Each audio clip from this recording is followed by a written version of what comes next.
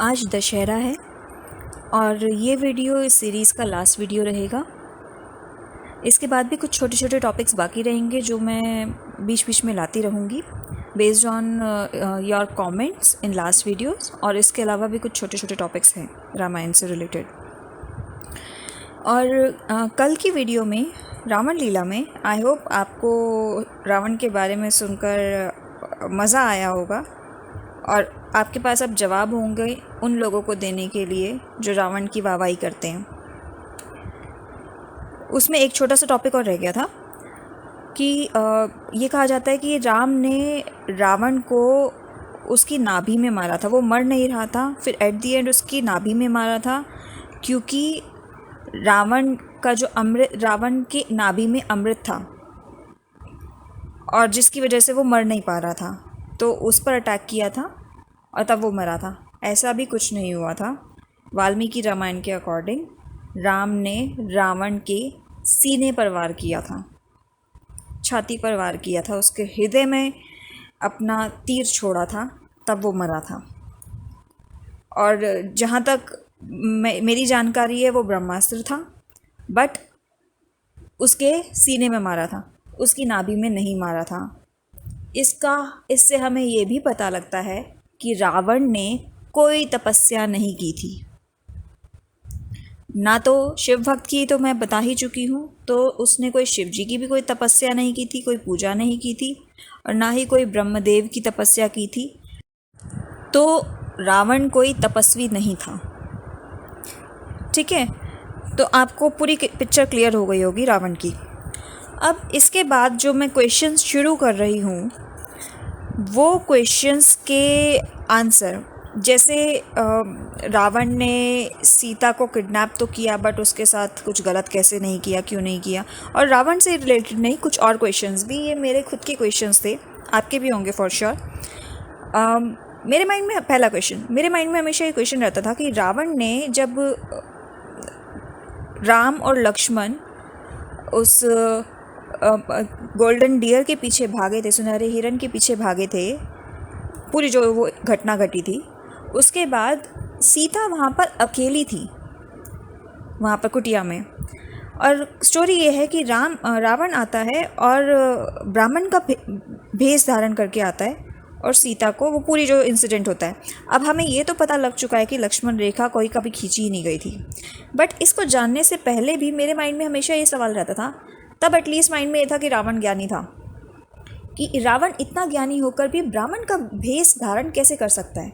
ब्राह्मण का झूठा भेष धारण करना बहुत बड़ा पाप है, ये तो हम सब कॉमन सेंस से समझते हैं। और उसके बाद भेष धारण करके किसी को धोखा देना तो सबसे बड़ा पाप है। रावण इतना बड़ा ज्ञानी होकर ऐसी बेवकूफ़ी कैसे कर सकता है। चलिए, अब हमें पता लग गया रावण ज्ञानी नहीं था, तो हम चलो मान सकते हैं कि उसने बेवकूफ़ी की हो, बट स्टिल मैं डाइजेस्ट नहीं कर पा रही थी कि ब्राह्मण का भेष धारण क्यों किया। रीज़न इज़, अब मैंने दोनों सिचुएशंस को कंसिडर करती हूँ। ऑल्दो हमें मालूम है कि लक्ष्मण रेखा नहीं खींची गई थी, बट फिर भी मान लेते हैं कि लक्ष्मण रेखा खींची गई थी हाइपोथेटिकली, क्योंकि जो लोगों ने शायद पुरानी वीडियोस नहीं देखी होंगी उसके बेस पे मैं लेकर चल रही हूँ। अगर लक्ष्मण रेखा खींची भी होती तो सीता उस वक्त वहाँ पर अकेली थी, आसपास दूर दूर तक कोई नहीं था। रावण के पास पूरा मौका था सीता को किडनैप करने का, और रावण को नहीं पता था कि लक्ष्मण रेखा खींची गई है, तो रावण तो सीधा जाके उसको किडनैप कर सकता था ना। ये ब्राह्मण का भेष धारण करके जाना, फिर उससे कहना कि मेरे लिए खाना ला दो, फिर सीता का अंदर जाना, फिर सीता वापस लेकर आती। इट्स लाइक, क्या उसके माइंड में ख्याल नहीं आया होगा कि सीता को अगर हल्की सी भी भनक लग गई कि ऐसे माहौल में एकदम से साधु आ गया, कुछ गड़बड़ तो नहीं है, या कुछ भी किसी भी रीज़न से उसको कुछ अंदेशा हुआ, तो वो तो पीछे के दरवाजे से निकल जाएगी। It's like losing an opportunity. तो यहाँ पर एक झोल है, ठीक है, यहाँ पर गड़बड़ है।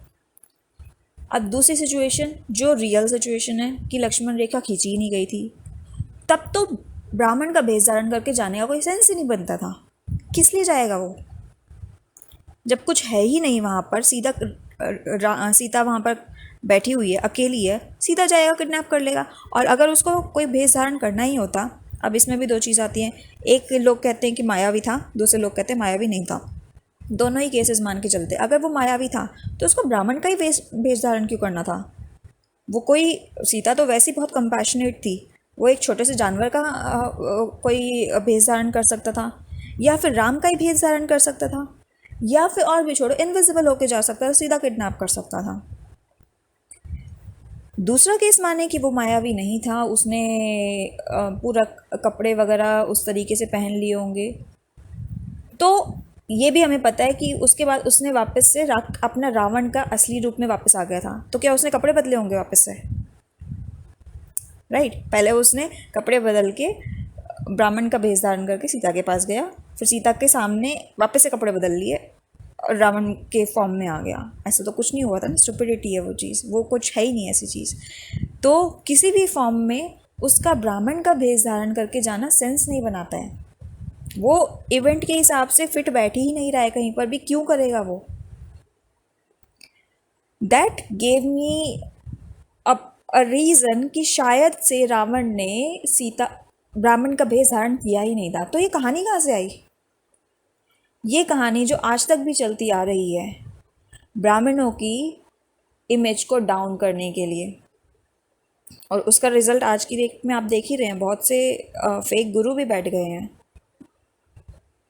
और जो अच्छे एक्चुअल में जो साधु सन्यासी हैं, जो ऋषि मुनि हैं, उनके साथ क्या होता है, आपको पीछे इंसिडेंट्स हुए हैं, मार दिया जाता है उन्हें, उनके साथ पता नहीं क्या कुछ किया जाता है। ये ब्राह्मणों की, जो रियल ब्राह्मण होते हैं, जो ज्ञानी होते हैं, उनकी इमेज को डाउन करने के लिए बनाया गया था ये। That is one story, one part of मिलावट, जिसके बारे में अभी तक कोई डिस्कस नहीं करता। ठीक है, दूसरा सवाल आता है जो मोस्ट इम्पॉर्टेंट है, रावण ने सीता को, उसके साथ कुछ गलत क्यों नहीं किया? पहला आपको क्लियर हो गया कि रावण ने कभी भी ब्राह्मण का भेष धारण नहीं किया था, वो सीधा गया था वहाँ पर, उसको किडनैप कर लिया था। किडनैपिंग कैसे की थी वो मैं एक्सप्लेन कर चुकी हूँ, कैसे उसको लिफ्ट किया था। मैं दोबारा से वो चीज़ नहीं बोलूँगी, पिछली वीडियो में आप देख सकते हैं, उसको देख सकते हैं। सेकेंड पॉइंट इज़ कि रावण ने सीता को के साथ कुछ गलत क्यों नहीं किया? अब उसके लिए लोग बोलते हैं कि नहीं नहीं, रावण ने भले ही किडनैप किया हो, हॉस्टेज बनाया हो, बट उसके मन में ऐसी कोई गलत भावना नहीं थी। नहीं, ऐसा नहीं था, हमें पता लग चुका है ही वॉज अ रेपिस्ट। तो वो ऐसा तो नहीं था कि उसके मन में किसी स्त्री को देखकर गलत भावना ना आए। दूसरा ये कहा जाता है नहीं नहीं, वो उससे सिर्फ शादी करना चाहता था, कुछ गलत नहीं करना चाहता था। Now my question to those people is, अगर वो इतना ही उससे इम्प्रेस हो गया था सीता से, उससे शादी करना चाहता था, तो जब वो उसे किडनैप करके अपने लंका में ले गया था, उस टाइम पर उसने सीता को वाटिका में क्यों रखा? अगर आप किसी से शादी करना चाहते हैं, उसको प्रपोजल दे रहे हैं, लंका तो वैसी सोने की लंका थी, वो लग्जरी में तो बहुत ऊंची थी। उस हिसाब से अगर रावण को उससे शादी करनी होती, वो उसे पटरानी बनाने के लिए भी रेडी हो गया था, तब तो उसे कहीं महल में बहुत ही सुंदर जगह पे रखना चाहिए था, वाटिका में क्यों रखेगा? अब आप कह सकते हैं कि उसने सीता ने ही बोला हो, शायद ज़बरदस्ती की हो, नहीं मैं वहीं पर ही रहूँगी, तो वो उसकी बात मान लेता क्या? किडनैप करने में तो बात मानी नहीं, तो वो ये बात मान लेता? अगर उसको शादी करने में उससे इंटरेस्ट होता, आइडियली तो उसको महल में किसी सुंदर जगह पर इस तरीके से उसको इतना लग्जरी देने की कोशिश करता कि वो खुद ही रावण के लिए हाँ कह दे। प्लस वो उसके लिए सेविकाएं रखता, उसको वो भाग ना जाए इसके लिए वो तलवार लेके उसके पहरेदार नहीं रखता, उसने सिर्फ पहरेदार रखे थे उसके अराउंड, कोई भी सेविका नहीं रखी थी, कोई उसकी सेवा नहीं कर रही थी, उसके साथ बहुत ही ख़राब व्यवहार किया जाता था। तो दैट मेड मी क्वेश्चन, क्या रावण का सीता में सच में इंटरेस्ट था? बट ये क्वेश्चन भी आता है कि क्योंकि वाल्मीकि रामायण में ये मेंशन है कि रावण ने जब सीता को किडनैप किया था, तब बहुत ही ख़राब लैंग्वेज यूज़ की थी। ठीक है, और उसके अलावा बीच बीच में उससे सो कॉल्ड प्रपोजल भी देता रहा था, ये बात भी आई है। वो आई है नहीं आई है आई एम नॉट श्योर, ये लोगों ने कहा है, ये वाल्मीकि रामायण में लिखा है, बट ये चीज़ तो हुई है कि उसके साथ बैड लैंग्वेज यूज़ की है रावण ने, प्लस वो रेपिस्ट था। जो रेपिस्ट होता है उसकी टेंडेंसी नहीं बदलती है। फिर एक और रीज़न ये लोग बोलते हैं कि रावण को श्राप था, इस वजह से कुछ नहीं किया। तो मैं बता चुकी हूँ कि सीता को किस तरीके से लिफ्ट करके लेके गया था, तो श्राप की कहानी तो नहीं हो सकती। उस पर भी लोग ये कह सकते हैं कि रेप थोड़ी किया है, टच ही तो किया है ना। तो आप इस कलयुग में इस तरह की बात सोच सकते हैं कि टच करना इज़ ओके, ठीक है, उससे कोई ये श्राप एक्ट नहीं करेंगे। उस टाइम पर no man was suppose to touch a women who doesn't belong to him, ठीक है। आज की कहानी, आज की सोसाइटी अलग है, बट उस टाइम पे नहीं होता था, ठीक है। तो वो श्राप उस केस में भी एप्लीकेबल होता, अगर उसे कोई श्राप मिला होता तो ऐसा नहीं था। ये आज की डेट में होता है कि अनलेस आपने सब कुछ नहीं कर दिया तभी रेप कहलाएगा। टच करना, मिसबिहेव करना इज़ ओके आज की डेट में, उस डेट में नहीं होता था, ठीक है। तो किसी भी सिचुएशन में कोई भी एक्सप्लेनेशन फिट नहीं बैठती है। दैट मेड मी क्वेश्चन, क्या रावण का सीता में सच में इंटरेस्ट था? पहली बात, श्राप नहीं मिला था उसे। दूसरा, क्या रावण का सीता में सच में इंटरेस्ट था? तो उसने किडनैप क्यों किया था? अब यहाँ पे मैं आपको थोड़ा सा पीछे लेकर जाती हूँ, जिसमें मेरा दूसरा क्वेश्चन आता है। इस सवाल का जवाब उससे मिलता जुलता, उसके बाद कंबाइंड रिजल्ट आएगा। जब राम, सीता और लक्ष्मण वन में विहार कर रहे होते हैं, राक्षसों को मारते जाते हैं और फाइनली पंचवटी में आके रहने लग जाते हैं, वहाँ पर कोई राक्षस नहीं आता है, जबकि वो पूरे रास्ते में कहीं ना कहीं राक्षस उनके आते रहे थे। जहाँ से वो उनकी जर्नी स्टार्ट होती है वहाँ से लेकर राक्षस पे राक्षस मिले उन्हें। हर ऋषि मुनि के आश्रम के आसपास राक्षसों को मारते रहे हैं वो। बट यहाँ पर आते ही पंचवटी में सीधा एकदम से शूर्पणखा की एंट्री होती है, ड्रामेटिक एंट्री होती है। क्यों? कोई और राक्षस क्यों नहीं आए वहाँ पर? आपको ये वो नहीं लगा कि जैसे आजकल मूवीज़ में दिखाते हैं एकदम ड्रामेटिक एंट्री होती है? ड्रामेटिक एंट्री फिक्शन में होती है, रियलिटी में नहीं होती है। तो यहाँ मुझे थोड़ा सा गड़बड़ लग रहा था कि कुछ ऐसा पार्ट है जो मिसिंग है। जब मैंने दोनों स्टोरीज़ को साथ में देखने की कोशिश की, मेरे माइंड में ये क्वेश्चन आया, कहीं ऐसा तो नहीं शूर्पणखा बाय चांस नहीं आई थी वहाँ पर? रावण ने क्या उसे भेजा था खुद से? ये शायद आपको लगे कि अब मैं कुछ भी बोल रही हूँ। जब मैं पूरी स्टोरी बताऊँगी तो आपको शायद लगेगा कि हाँ, शायद इसमें कनेक्ट बैठ रहा है। पूरी कहानी सुनिए, जो मेरे माइंड में पिक्चर बन रही है इन सब चीज़ों की। रावण ने शूर्पणखा को भेजा। अब भेजा क्यों, पहले वो बता देती हूँ मैं। चलिए थोड़ा और पीछे जाते हैं। राम और लक्ष्मण बिफोर मैरिज विश्वामित्र के साथ, विश्वामित्र के यज्ञ की रक्षा करने के लिए गए थे। वहाँ पे उन्होंने ताड़का को मार दिया, अकेले ताड़का को मार दिया, और जितने भी राक्षस वहाँ पर आए थे सबको मार दिया। उसके बाद जब वो वनवास के लिए निकल गए तो भी पूरे रास्ते में जितने राक्षस आए हैं, it's not a small thing. दो वो यंग थे बहुत, राम और लक्ष्मण दोनों ही अभी एजुकेशन कंप्लीट करके आए थे।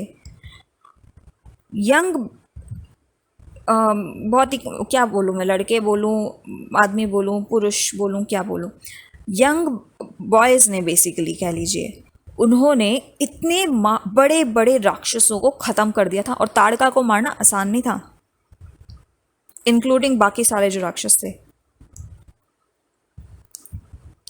ये रहते थे अयोध्या में, विश्वामित्र के आसपास ही कहीं पर यज्ञ हो रहा था, वहाँ पर उन्होंने राक्षसों को ख़त्म किया। उसके बाद ये जो पंचवटी थी वो है नासिक में, महाराष्ट्र, आज का जो नासिक है। अयोध्या से ये राक्षसों को मारते मारते पंचवटी पहुँच गए। अयोध्या है यूपी में, यूपी से महाराष्ट्र तक के सारे राक्षसों को ख़त्म कर दिया इन्होंने। रावण जिसने, मैंने आपको पिछली वीडियो में बताया था, रावण जिसने अपने राक्षसों को सारी जगह फैला रखा था, जो इतने फैल गए थे अयोध्या तक पहुंच गए थे। अयोध्या के, नॉट एग्जैक्टली अयोध्या, बट उसके आसपास तक पहुंच गए थे। क्या रावण को ये डेंजरस सिचुएशन नहीं लगेगी अपने लिए? वो चुपचाप बैठा रहेगा, बस अपनी लंका में बैठा हुआ आराम से? नहीं, उसकी ये वहाँ पर उसने अपने अपना राजतंत्र का यूज़ किया था, या अब यहाँ पर वो उसके लिए खतरा पैदा होना शुरू हो गया था कि ये जो लड़के हैं, ये जो राम और लक्ष्मण हैं, ये सबको मारते जा रहे हैं और ये बहुत स्ट्रांग है, जो बिना आर्मी के इतने बड़े बड़े राक्षसों को मार सकते हैं, तो वो तो धीरे धीरे करते करते पूरे राक्षस जाति का ही अंत कर देंगे। अब उनसे लड़ना तो पॉसिबल था नहीं सबके लिए। बहुतों को भेज कर देखा उसने, बहुतों को कोशिश की, पर नहीं मर रहे थे आसानी से। तब ये प्लानिंग हुई कि उसके ऊपर पर्सनल अटैक, जो आज की डेट में भी होता है, पर्सनल अटैक किया जाए सीता को मारने का, जिसके लिए शूर्पणखा को भेजा गया था। शूर्पणखा की आप पूरी रामायण में देखिए, छोटी सी जगह पे छोटी सी एंट्री है, वो छोटा सा इंसिडेंट है, उसके बाद कोई कहानी ही नहीं है। अगर उसी के लिए सीता को किडनैप किया हो तो कुछ तो होता उसके बारे में। वो जो बाद की रामायण आई है जो 299 वर्जन से, उसमें कुछ कुछ कुछ कुछ स्टोरीज बनाई हुई है छोटी छोटी, बट शूर्पणखा का कहीं कोई विवरण नहीं है उसके अलावा।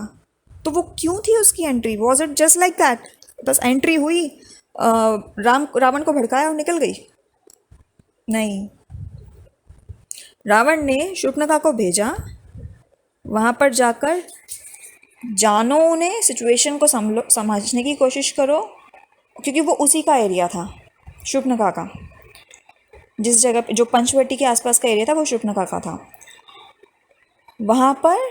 और सीता को उसका की तरफ से था अटैक करने की कोशिश, कि उसको मारने की कोशिश। ये जो पूरा था ना कि शूर्पणखा को राम और लक्ष्मण पसंद आ गए, उसने प्रपोजल रखा, वो सारी एक वो थी, खेल था शूर्पणखा का, कि किस तरीके से मैं सीता के ऊपर अटैक करूँ वाली चीज़। वो चीज़ नहीं हो पाई, शूर्पणखा की नाक कट गई। तब वो अपने भाई के पास गई, खर और दूषण के पास। वो 14,000 सैनिकों के साथ, सैनिक मतलब राक्षसों के साथ, वापस आते हैं राम के ऊपर अटैक करने के लिए, और राम और लक्ष्मण अकेले 14,000 राक्षसों को ख़त्म कर देते हैं, इंक्लूडिंग खर और दूषण, जो कि बहुत पावरफुल थे। इतना कुछ हो गया, रावण को क्या अपने लिए खतरा नहीं लगेगा, महसूस नहीं होगा? रावण ने सीता का हरण पर्सनल प्लेजर के लिए नहीं किया था, वो राम के ऊपर पर्सनल अटैक था, ताकि सीता को किडनैप करके ले जाओ और राम को पता नहीं लगेगा कि सीता गई कहाँ, उसकी एब्सेंस में उसको उठा के ले जाओ। राम इमोशनली ब्रेक डाउन हो जाएगा और वो सीता की खोज में ही लगा रहेगा। उन्हें पता था वो अकेले अकेले कितना ढूंढ लेंगे, कितना वॉक कर लेंगे, ना उनके पास कोई व्हीकल था ना कुछ था, वो बस भटकते रह जाएंगे। प्लस उसको मालूम था अगर गलती से सीता को कुछ हो गया तो राम छोड़ेगा भी नहीं, इसलिए उसने उसके साथ कुछ नहीं किया था। किडनैप भले ही किया था, जो आज की डेट में जैसे होता है, हॉस्टेज बना के रखते हैं, बट उसके साथ कोई उसको नुकसान पहुंचाने की कोशिश नहीं करते हैं, क्योंकि उन्हें पता है अगर जो दुश्मन है उसको पता लग गया कि उसकी जो उससे इमोशनली बॉन्डेड है उसको कुछ हो गया, तो वो जैसे घायल शेरनी बोलते हैं ना, घायल शेरनी के ऊपर कभी वार नहीं करना चाहिए, वो वाली हालत हो जाएगी, फिर वो छोड़ेगा नहीं किसी को। और हुआ भी वही, सीता को किडनैप कर लिया गया। जब राम और लक्ष्मण राक्षसों को जो मारे जा रहे थे, वो सब कहानी गायब हो गई और वो सिर्फ और सिर्फ सीता की खोज में लग गए। सारी स्टोरी जो इतनी लंबी चलती आ रही थी पीछे, अब जो भी हमने स्टोरी पढ़ी है, इवन मिलावटी रामायण की भी पढ़ी है, उसमें भी जैसे जंगल वनगमन होता है, पहुंचते हैं, उसके बाद राक्षसों का वध पे वध। दो चीज़ें होती हैं। एक और चीज़ इम्पॉर्टेंट, पहले वो नॉलेज गेन करते हैं, वो छोटी मोटी नॉलेज नहीं थी, बहुत सारे हथियार, बहुत सारे वेपन्स इकट्ठे करते हैं उन ऋषि मुनियों से जिनसे वो मिलते हैं। क्यों मिल रहे थे? जस्ट लाइक दैट, बस रास्ते में मिल गए तो मिल लिए। रास्ते में भी तो तभी मिलेंगे ना जब उस रास्ते से गुजरेंगे, उस रास्ते से वो गुजरे हैं, उन ऋषि मुनियों के पास गए हैं और वहाँ से जो उन्हें वेपन्स चाहिए थे वो इकट्ठे किए, क्योंकि जो ऋषि मुनि होते थे वो खुद फाइट नहीं करते थे, क्योंकि वो ब्राह्मण होते थे, जो मैंने बताया था वर्ण व्यवस्था में। उनका काम होता था नॉलेज को गेन करना, वो वेपन्स इकट्ठे करना जो एक क्षत्रिय के काम आ सकें, और प्रोटेक्शन प्रोवाइड कर सके। और वेपन तो एक पार्ट है और बहुत सी चीज़ें होती हैं, बट नॉलेज गेन करते थे और उस नॉलेज का फ़ायदा उनकी सोसाइटी को होता था। वही चीज़ यहाँ हुई थी, राम और लक्ष्मण ने उनसे वो नॉलेज गेन की थी कि बड़े बड़े हथियार उनसे पाए थे। उसके बाद वो चल दिए अटैक करने के लिए सारे राक्षसों पर। उसके बाद ये शूर्पणखा वाला इंसिडेंट हुआ, फिर किडनैप किया गया सीता को और हॉस्टेज बना के पटक दिया, लिटरली पटक दिया। बट इसका मतलब ये नहीं है कि रावण ने कुछ उसके ऊपर अटेम्प्ट नहीं किया होगा या प्रपोजल ट्राई नहीं किया होगा, पर वो ज़बरदस्ती यहाँ नहीं कर सकता था। अगर ज़बरदस्ती करता तो दुश्मन की वो दुखती नस को छेड़ने वाली बात हो जाती। इस वजह से रावण ने कुछ अटैक उसके ऊपर कुछ गलत नहीं किया था, इसलिए नहीं कि उसको सो कॉल्ड श्राप मिला था या वो बहुत अच्छा इंसान था या राक्षस था।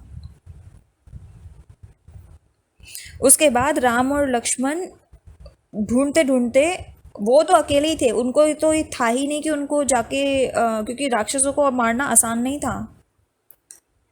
तब वो सुग्रीव के पास, सुग्रीव से मिलते हैं। सुग्रीव भी हेल्प, क्या मिलती है उनकी हेल्प मेन, कि वो सीता को ढूंढने के चक्कर में सुग्रीव से मिलते हैं, वरना उन्हें सुग्रीव से नहीं मिलना था। सुग्रीव उस जगह के राजा थे, उसके आसपास के, तो वो जानते थे, रास्तों को जानते थे, इसलिए उनसे हेल्प लेने गए थे कि आप इस एरिया को समझते हैं तो आपके लिए इजी होगा सीता को ढूंढ पाना, क्योंकि पता ही नहीं था कहाँ ले गया रावण। वो कहाँ का था कुछ नहीं मालूम था, उसका अता पता नहीं पता था, बस ये पता था कि राक्षस कहीं से तो आ रहे हैं और राक्षस पूरे भारत में फैल गए हैं। फिर जो सुग्रीव था वो सब जगह पे अपने वानरों को स्प्रेड आउट कर देते हैं, सारी डायरेक्शन में जाते हैं, जिसके बाद पता लगता है कि वो साउथ में है, लंका में। तब वहाँ पे पूरी उनकी जर्नी शुरू होती है टुवर्ड्स लंका, और फिर वो उनकी पूरी आगे की फाइट होती है। एक्चुअल कहानी ये हुई थी। ये जो पूरी रामायण है ना, हमने इसको पर्सनल स्टोरी बना के रख दिया राम की, कि राम के, ठीक है, मैंने पहले भी कहा इमोशंस होना अपनी जगह है। किसी ने इतना महान काम किया, बहुत बड़ी बात है, उसके साथ इमोशनल अटैचमेंट होना बहुत अच्छी बात है। उसको वो रिस्पेक्ट देना, वो प्यार देना, वो सब अच्छी जगह है, अपनी जगह अच्छी बात है। बट उसके शौर्य की बात ही नहीं होती है। अकेले राम और लक्ष्मण ने पूरे के पूरे राक्षस जो साम्राज्य उसका स्थापित हो रखा था रावण का, जो लंका से अयोध्या के आसपास तक पहुंच गया था, आज की डेट में यूपी तक पहुंच गया था, उन सबको खत्म किया था। उसकी बात करता है कोई? सिर्फ राम के इमोशनल एस्पेक्ट्स की बात होती है, या बाकी की वो तो बात होती ही नहीं है। इनफैक्ट वही बात होती है कि राम ने सीता को छोड़ दिया, जो कि है ही नहीं। या फिर अगर कोई प्रॉपर वाल्मीकि रामायण की भी बात करेगा, राम के शौर्य की गाथा तो कोई गाता ही नहीं है। उसने किस तरीके से पूरा का पूरा दो लोगों ने सारे राक्षसों को ख़त्म कर दिया था। तो जो सीता की किडनैपिंग थी, जो यहाँ से मैं देख पा रही हूँ, रावण की प्लानिंग थी अपने किंगडम को बचाने के लिए। इतना बड़ा, क्या बोलूँ, इतना बड़ा कायर था वो, हिम्मत तो थी नहीं सीधा लड़ाई करे, तो उसने सीता को हॉस्टेज बना लिया। ठीक है, अब इससे हमें जो वन गमन के बाद की स्टोरी है वो पूरी क्लियर होती है कि एक्चुअल में हुआ क्या था। अब इसके बाद मेरे सामने एक क्वेश्चन और बाकी रहता है। मुझे ये सब समझ में आ गया मेरी इस रिसर्च के बाद कि राम कितने पावरफुल थे। रावण पावरफुल था बट बुद्धू था। बुद्धू से मतलब क्लेवर हो सकता है बट ज्ञानी नहीं था। राम बहुत ही, जो दो लोग अकेले मिलकर सबको मार सकते, इतने सारे राक्षसों को, राक्षसों की पावर बहुत ज़्यादा होती थी compare to humans, based on their natural strength. हाँ, आप योग साधना करके इंसान, मनुष्य जो है वो पावर्स गेन कर सकते हैं, बट जो एक नेचुरल स्ट्रेंथ होती है वो राक्षसों की ज़्यादा होती है, फिजिकल स्ट्रेंथ की फॉर्म में मैं बोल रही हूँ। ठीक है, तो ये सारी स्टोरीज से बहुत सी पिक्चर क्लियर होती है। बट एक क्वेश्चन अभी भी मेरे माइंड में रहता था कि ये राम का चरित्र क्लियर हो गया, राम में कोई बुराई नहीं थी, और जो रावण है वो बहुत ही बुरा था, ये सारी चीज़ें पिक्चर क्लियर होती है। बट फिर भी कहीं ना कहीं एक माइंड में क्वेश्चन रह जाता है, सब एकदम आइडियल लोग थे, ये केकई की कहानी इतनी गड़बड़ क्यों है? फिर क्या हो सकता है वहाँ पर भी कुछ गड़बड़ हुई हो? अब मैंने सारे क्वेश्चंस सोच के देखे कि बट कोई प्रॉपर आंसर मुझे मिला नहीं। बट एक डाउट है उस चीज़ को लेकर कि केकई ने दशरथ से 2 वरदान मांगे थे। एक ये मांगा था राम को 14 वर्ष का वनवास, दूसरा भरत को सिंहासन मिलना चाहिए। ठीक है, पहले तो माइंड में ये क्वेश्चन आता था कि वो 14 साल का वनवास क्यों मांगेगी, मांगना है तो पूरी ज़िंदगी का मांगेगी ना, 14 साल के बाद तो वापस आ ही जाएगा, वो क्या फ़र्क पड़ता है फिर? ठीक है, 14 साल ही तो थोड़ी ना ज़िंदा रहने वाले लोग, 14 साल, ये वाई दिस नंबर। दूसरा सवाल ये आता है कि दशरथ की डेथ के बाद भरत आए थे राम से मिलने के लिए, बट उसके बाद भी राम वापस नहीं गए थे। क्यों? हमें ये बताया गया है कि राम ने वचन पालन के लिए, इतना कुछ होने के बाद भी अपने पिता के वचन पालन के लिए वनवास को एक्सेप्ट किया और 14 वर्षों का वनवास पूरा किया। ठीक है, अच्छी बात है, करेक्ट है। बट दूसरा वरदान भी तो था जिसके चलते भरत को ही सिंहासन पर बैठना था। तो जब ये कहानी पूरी ख़त्म होती है, रावण मर जाता है, वापस से वो अयोध्या आते हैं, तो वो राम वापस से सिंहासन पे कैसे बैठ सकते हैं? उसके हिसाब से तो राम को वापस से सिंहासन पर बैठना ही नहीं चाहिए था। जो वरदान है, जो उनकी प्रॉमिस है उनके पिता का, वो लाइफ लॉन्ग फुलफिल करेंगे ना। उसके हिसाब से जैसे भीष्म पितामह का था, उन्होंने पूरी लाइफ लॉन्ग वो सिंहासन पर नहीं बैठे, चाहे कुछ भी हो गया। तो राम ये वरदान का कैसे, उसको ब्रेक कैसे कर सकते हैं? फिर उसके बाद एक पिक्चर आती है सामने, क्या यहाँ पर भी कुछ गड़बड़ हो सकती है? सोचते हैं, देखते हैं, स्टार्टिंग से पिक्चर लेकर चलते हैं। राम शिक्षा ग्रहण करके वापस आते हैं, मेन कहानी वहाँ से स्टार्ट होती है। उससे पहले तो बचपन की स्टोरीज हैं, पर मेन कहानी वहाँ से स्टार्ट होती है।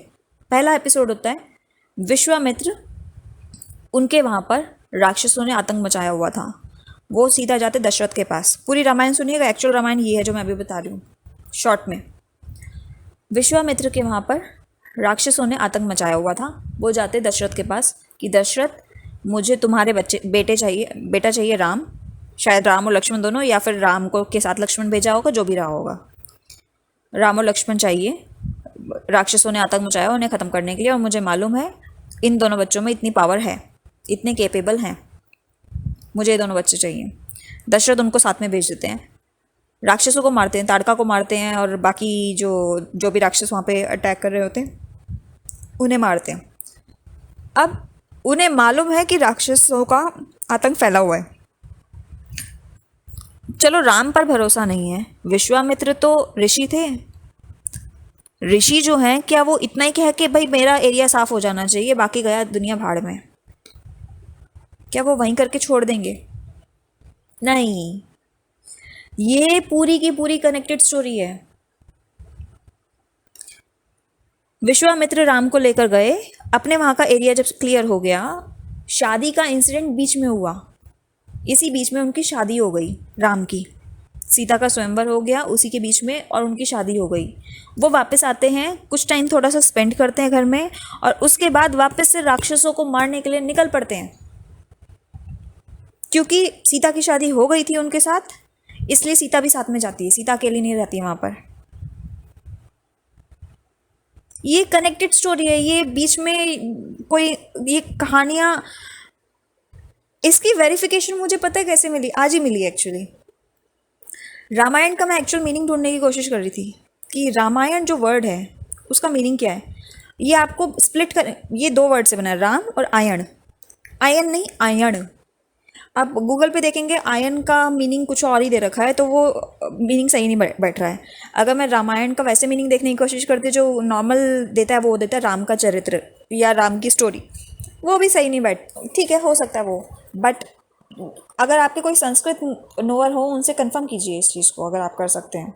जो लोगों ने बता रखा है मैं उसके बेस पे बता रही हूँ। रामायण का एक्चुअल मीनिंग है संस्कृत के हिसाब से राम प्लस आयन, राम का, राम की journey, it's journey of Ram, जो शुरू हुई थी विश्वामित्र के यज्ञ पे और ख़त्म हुई है रावण के वध पे। राम और लक्ष्मण ने जर्नी स्टार्ट की थी विश्वामित्र के यज्ञ से, जहाँ पर उसके आसपास के राक्षसों को ख़त्म करने के बाद बीच में उनकी शादी हो गई। शादी हुई तो ऑब्वियसली घर तो जाएंगे ही जाएंगे, तो वहाँ पर वो जो भी इवेंट्स हुए, जो सेरेमनीज हुई होंगी, जो प्रॉपरली विवाह से रिलेटेड इवेंट्स हुए होंगे, उसके बाद वापस से चल दिए अपने मिशन पर। He was a big soldier, he was a great soldier, जैसे हमारे सोल्जर्स होते हैं। उन्होंने लड़ाई लड़ी थी उन राक्षसों के अगेंस्ट, और वो पूरी, आप सोचने की बात है कि पूरे त्रेता युग में मेन कहानी है जो राम की है। Why only Ram?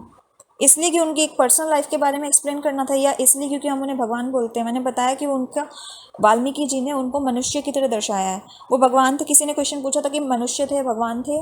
वो मैं बताऊंगी, उसका एक पूरा डिटेल एक्सप्लेनेशन है, क्योंकि सनातन संस्कृति में जो वर्ड्स हैं उनका वो मीनिंग नहीं है जो हमें बताया गया है, उनके बहुत गहरे मीनिंग है हर एक शब्द का।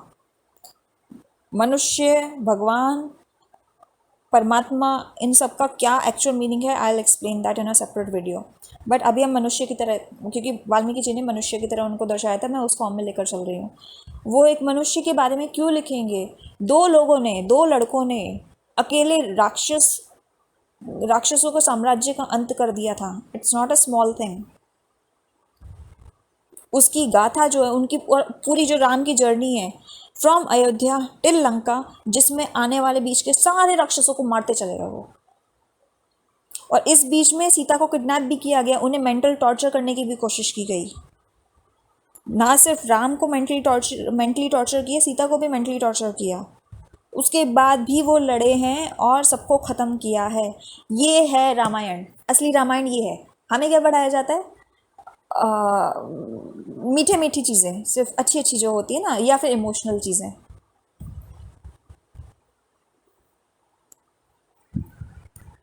तो एक्चुअल स्टोरी ये हुई थी कि विश्वामित्र ने राम और लक्ष्मण को लेके गए थे, वहाँ पे राक्षसों को ख़त्म किया, उसके बाद शादी हो गई, उसके बाद वापस से चले। इतने सारे राक्षसों को मारने के बाद अयोध्या से लेकर महाराष्ट्र के सारे राक्षसों को मारते चले गए थे। रावण को होने लगी थी टेंशन, तब उसने भेजा था शूर्पणखा को, जो उसी एरिया में रहती थी। उसको भेजा, चेक करके आओ क्या है, और पर्सनल अटैक करो, क्योंकि वैसे फाइट करना तो हमारे लिए बहुत मुश्किल है। तब उसने सीता के ऊपर अटैक किया। जो पूरी स्टोरी हुई है ना कि राम और लक्ष्मण उनको देखकर मनमोहित हो गई है, वो सारी प्लानिंग थी उसकी। सीता के ऊपर अटैक करने के लिए एक स्टोरी क्रिएट की गई थी। सीता के ऊपर अटैक करने की कोशिश की, उस बीच में लक्ष्मण ने उसकी नाक काट दी, या जो भी हुआ होगा, नाक ही काटी है, क्या हुआ आई एम नॉट श्योर, उतना डिटेल में एक एक चीज़ बहुत मिलावट हुई है, बट ठीक है मान के चलते हैं अभी यही कि नाक काट दी। अपने भाइयों के पास गई, 14,000 सैनिकों को लेकर आई, 14,000 राक्षसों को लेकर आई। उन राक्षसों को अकेले दो लड़कों ने, राम और लक्ष्मण ने, दोनों ने अकेले ने मार दिया, ख़त्म कर दिया, जो कि बहुत पावरफुल हुआ करते थे। तब रावण को होने लगी एक्स्ट्रा टेंशन। तब सीता को किडनैप किया गया कि वो इमोशनल ड्रामे में फंसा रहेगा और हम यहाँ पर सेफ रहेंगे, अपने आप को बचाने के लिए किया था वो। बट थैंक्स टू सुग्रीव, उनकी हेल्प से, plus Hanuman, plus the entire kingdom, उनकी हेल्प से पता लगा कि सीता कहाँ है, रावण कहाँ है, और फिर पूरी यात्रा हुई वहाँ तक जाने की, और फिर लड़ाई हुई, रावण को मारा गया, सीता को वापस विद रिस्पेक्ट, फालतू की अग्नि परीक्षा नहीं, विद रिस्पेक्ट वापस लाए। वापस आने के बाद, क्योंकि कैकई ने कोई उनसे वरदान नहीं मांगे थे, ये खुद से वो गए थे राक्षसों को मारने के लिए। इसलिए मारने के बाद जब वापस आए हैं तो उन्होंने अपना राज्य संभाला। आई एम नॉट श्योर कितने लोग इस पे अग्री करेंगे, कुछ लोगों के कुछ कमेंट्स हो सकते हैं, आप अपनी रिसर्च कीजिए, I have no issues with that obviously. But हर सवाल का जवाब सिर्फ स्क्रिप्चर्स नहीं देते, जैसे मैंने पहले भी बताया, कभी कभी नेचर भी देती है और कभी कभी और बहुत सी चीज़ें होती है इस दुनिया में, बहुत से तरीके होते हैं जवाब पाने के। तो जो मुझे जवाब मिला मैंने आपको बताया है। आज दशहरा है, दशहरा पर अच्छे से रावण को जलाइए, वो जलने लायक ही है, हर साल जलने लायक है। राम की पूजा कीजिए, वो पूजनीय हैं, चाहे वो मनुष्य हैं चाहे वो भगवान हैं। बट उस टाइम पर उन्होंने ना सिर्फ अपने किंगडम की बट एंटायर भारतवर्ष की रक्षा की थी इन राक्षसों से। भारतवर्ष में सभी जो ऋषि मुनि थे उन सब की रक्षा की थी और बाकी लोगों की भी रक्षा की थी। ऐसा चाहे वो मनुष्य हो, चाहे वो भगवान हो, चाहे वो परमात्मा हो, वो पूजनीय है। इसलिए बिना ये सोचे कि वो क्या थे, जिसके बारे में मैं बाद में बताऊंगी, उनकी कुछ भी आराधना किसी भी वे में उन्हें सेलिब्रेट कीजिए। बेसिकली ये दशहरा एटलीस्ट जो इन्होंने सीरीज़ देखी है, पूरी देखी है, at least they should be celebrating it in a very powerful way. तो this is the day of victory of truth over dharma over adharma. धर्म ने जो अधर्म पर विजय पाई थी उसका ये दिन है। इसे अच्छे से मनाइए और आप सभी को विजयदशमी की शुभकामनाएं। हैप्पी दशहरा, अच्छे से सेलिब्रेट कीजिएगा। Thank you.